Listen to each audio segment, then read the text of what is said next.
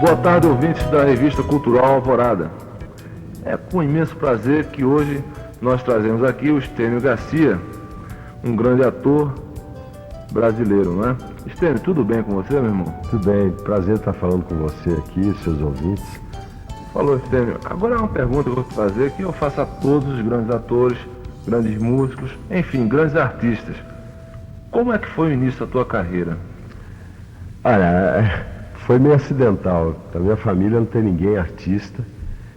Ao contrário, são fazendeiros, matutos, Espírito Santo, capixaba, aquela coisa toda, né?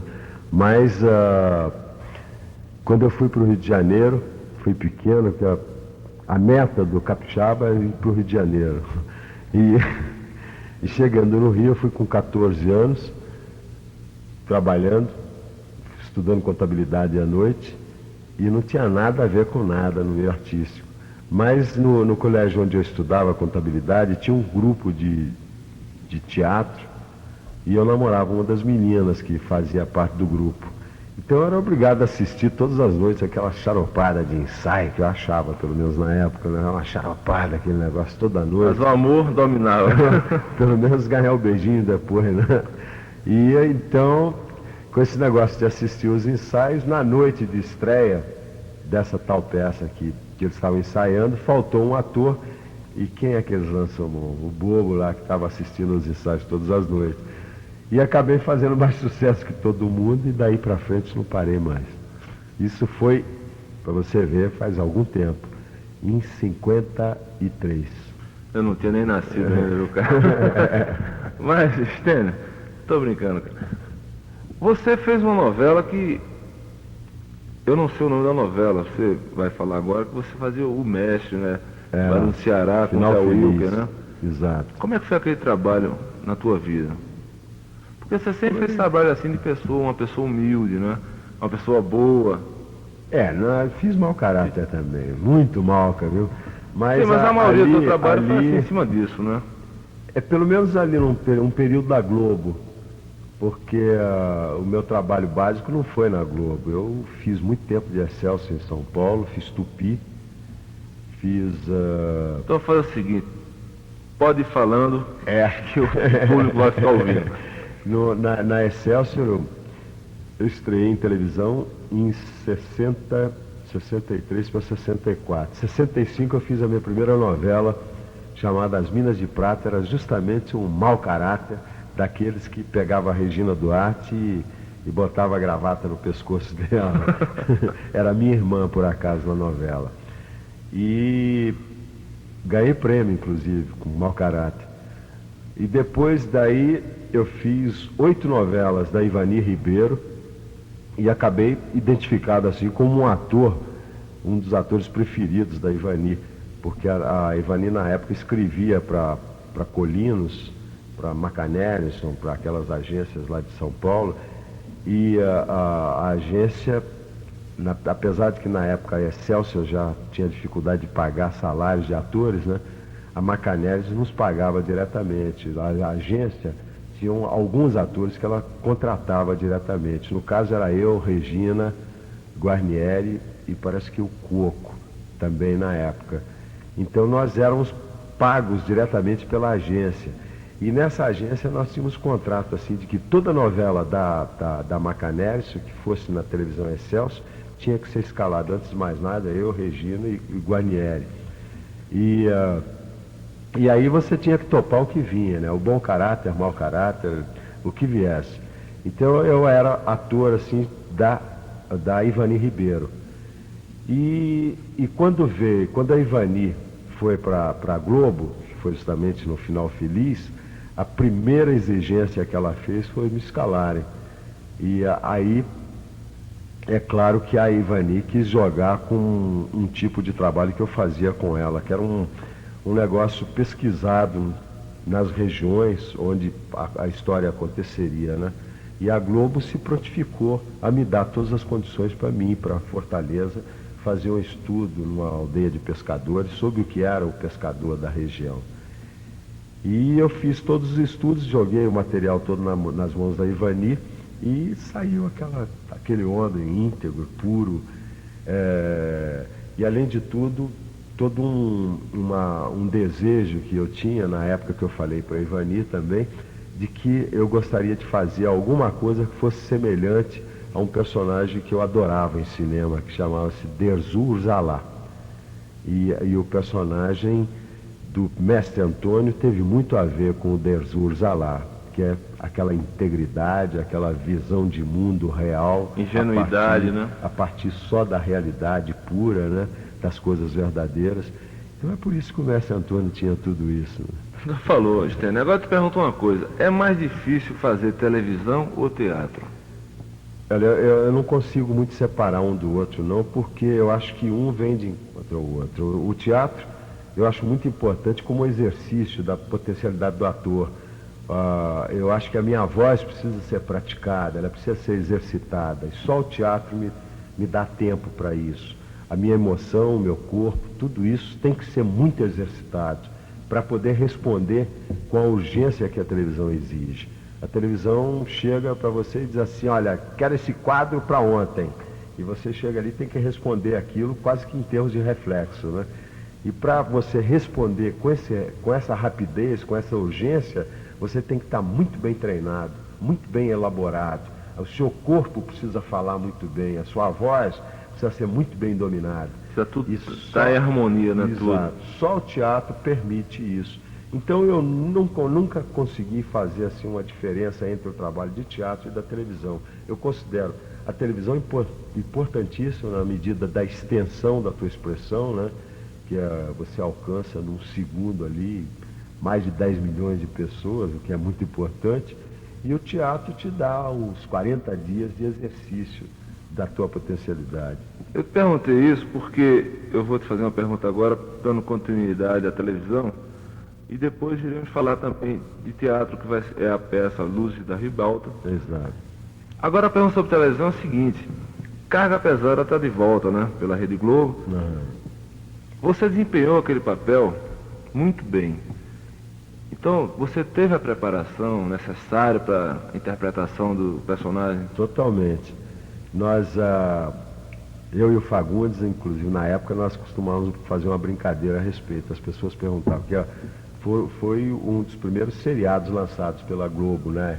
Junto com o Plantão de Polícia e Malu Mulher. E os atores de cabeça, os cabeças do elenco, foram escolhidos assim de cara. A Regina para Malu, o Carvana para Plantão de Polícia, eu e o Fagundes para Carga Pesada. Então as pessoas dizem, por que vocês foram escolhidos para Carga Pesada? Aí nós olha, o Daniel Filho, quem fazia a seleção, colocou todos os atores em fila no corredor da Globo, lá um corredor que a gente chama lá, o corredor da Boxe. E com a fita métrica ele mediu o braço de todos os atores. E nós que tínhamos o braço mais grosso. Então, se eu tivesse nessa aí, eu entrava, né? Mas a verdade é que logicamente não foi só pelo braço, né? Isso é Para com brincadeira. isso. A verdade é que o Carga Pesada exigiu uma participação muito grande minha e do Fagundes. Porque veja bem, Stênio, você falou que para fazer o Mestre Antônio, você tem que fazer uma pesquisa. Exato. Logicamente, para interpretar um pescador, você teria que conviver onde tem um pescador, que é lá na Praia do Mucuripe e tudo mais. Morro Branco. Morro Branco, né? Ali na Praia do Futuro, que está maravilhosa. Tudo, não fala nordestão, que é... Então, eu acho que Carga Pesada você também deve ter tido um tempo para se preparar, para entrar assim no espírito de um motorista, de um caminhoneiro. E principalmente guiar aquela carreta, que não é fácil, né? Mas vem, cara, eram vocês mesmos que guiavam? Não tinha um dublê, não? Não, porque aquilo era feito na estrada. Aquelas cenas de cabine, a cabine do Scania é dupla, né? E o equipamento todo ia na parte traseira da cabine e para o chroma key não deu certo.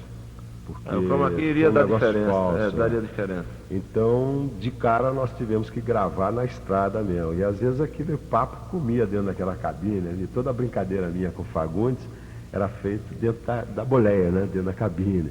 Então aquilo era enquanto passava toda a paisagem no exterior.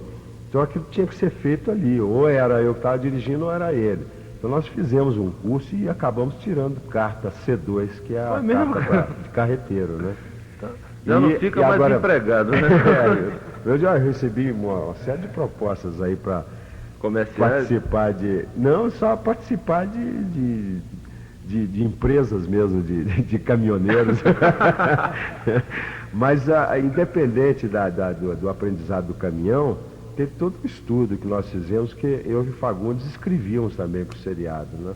Então você tem que ter uma visão geral assim, de todo o sistema de produção da realização do programa.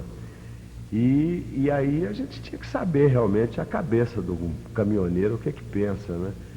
A gente sabe, hoje em dia eu sei falar qualquer coisa. Uma classe que a gente mostrou que era completamente desconhecida no Brasil, a do caminhoneiro. E é uma gente fabulosa porque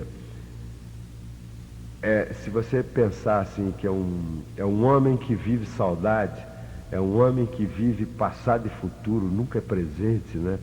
É um homem que faz estar sempre atrás ou lá na frente, essa coisa toda que deixa esse espírito ambulante, essa coisa no ar assim, eu fico arrepiado cada vez que eu penso. Eu não sei se eu, como ser humano, teria a capacidade de ser um caminhoneiro, porque eu acho que precisa de uma vontade, de uma garra tremenda. Talento, sabe? Né? Qualquer outro artista tem que ter garra talento. tremenda para você sentir saudade. Se a pessoa sentir saudade da família, o que é?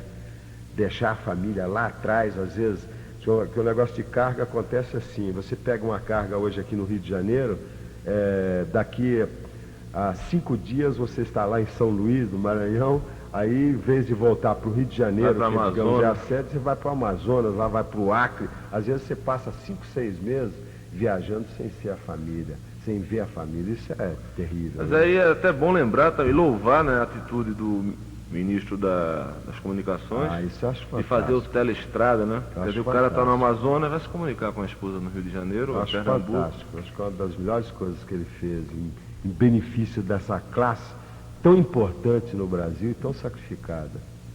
Pois é, agora Estênio, voltando à arte, qual foi assim o ator ou a atriz que você teve mais, sabe, emoção em contracenar com ela? Olha, eu tenho uma atriz que até hoje me falou mais fundo, porque talvez me desse o referencial maior como formação de ator, que foi Cacilda Becker, com quem Não precisa falar mais nada também, foi com quem eu trabalhei muito os primeiros anos da minha carreira. Eu fiz 6 anos de teatro com Cacilda, com Cleide, mas principalmente a Cacilda. Eu devo quase tudo que sei a Cacilda Becker. E o Estênio Garcia político, como é que está vendo essa nova mudança do Brasil? Essa nova república vai trazer benefícios, ou pelo menos já está engateando, trazendo benefícios para a classe artística? Olha, eu acho que para nós está.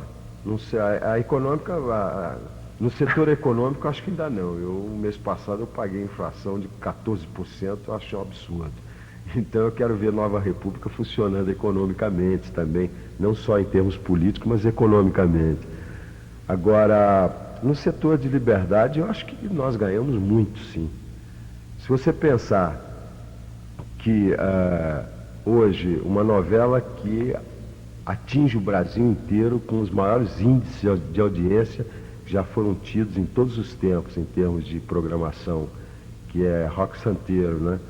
Essa novela, 10 anos atrás, ela foi proibida, engavetada com 30 capítulos prontos, e hoje ela é estardalhaço que acontece o que está acontecendo para a Globo, com né? tudo, né? E hoje ela está aí, nessa evidência toda, então isso é reflexo de alguma liberdade. Peças de autores que estavam amarradas, presas, impedidas de serem encenadas, que hoje foram liberadas, né? Muitos amigos meus, inclusive, como Plínio Marcos, o Dias Gomes, uma série deles, que hoje têm as suas peças liberadas. Pô, eu até acabei de cruzar com o espetáculo do Dias, que até há pouco tempo estava impedido de ser encenado e que agora está alcançando um grande sucesso aí em viagens também, que é o Amor em Campo Minado. E mesmo o meu espetáculo, se eu quiser pegar assim, uma referência mais próxima, é um espetáculo que hoje a gente discute nele, fala nele sobre Nelson Rodrigues, sobre Shakespeare, sobre Ibsen, sobre Pirandello, sobre talvez os gênios mais importantes da literatura teatral e principalmente o Nelson Rodrigues, que foi um homem até hoje reprimido, impedido de ser visto, a não ser para 18 e 21 anos, né? Hoje o nosso espetáculo é liberado para 10 anos de idade. É claro que tem todo um tratamento para chegar a isso. Ele não é um espetáculo infantil, uma peça de adulto.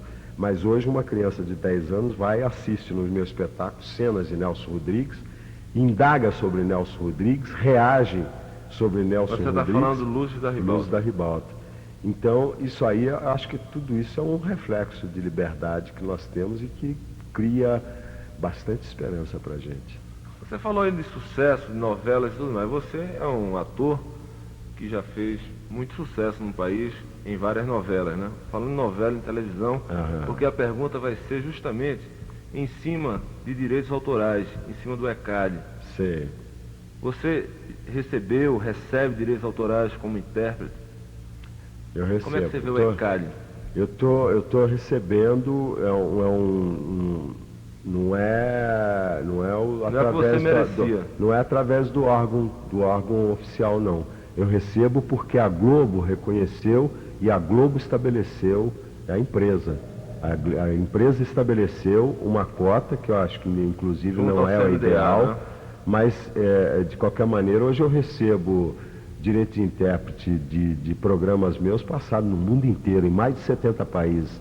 A semana, um pouco antes de começar a viagem mesmo, eu cheguei a receber Quincas Berro d'Água, que é um especial que eu fiz há coisa de uns 4 anos atrás, levado em 6 países diferentes, como Bulgária, como Itália, como Hungria, como Suíça. Estou para receber, no momento, Carga Pesada, levado em Cuba. Quer dizer, eu estou recebendo isso graças à lei. É claro que a lei existe, mas a empresa até hoje se manifestou porque o órgão ainda não estabeleceu uma cota exata do que é que eu tenho que receber. Não é uma coisa oficializada.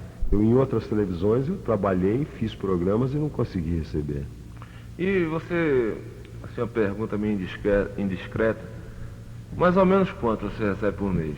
Assim, uns 3 milhões, 4 milhões, 5, 10? Às vezes vai muito variável, porque se um programa passa na América do Sul, é claro que a gente inclusive leva um tempo para receber negócio de mercado, de troca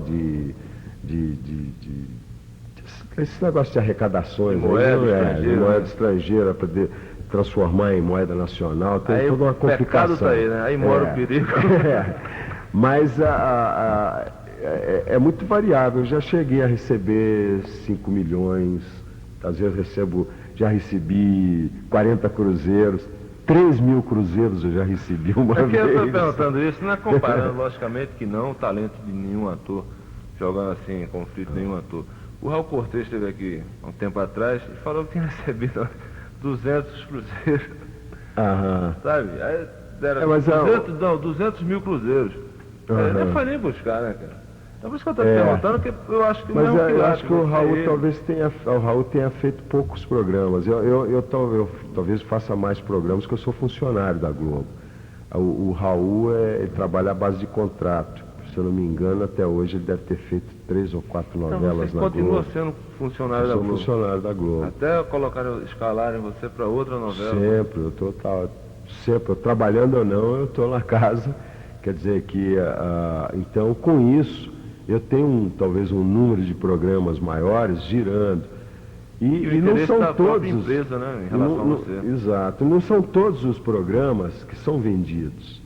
É claro que é um interesse lá no exterior de programas regionais, de programas que falem tipo de cultura mais brasileira, mais regional, né?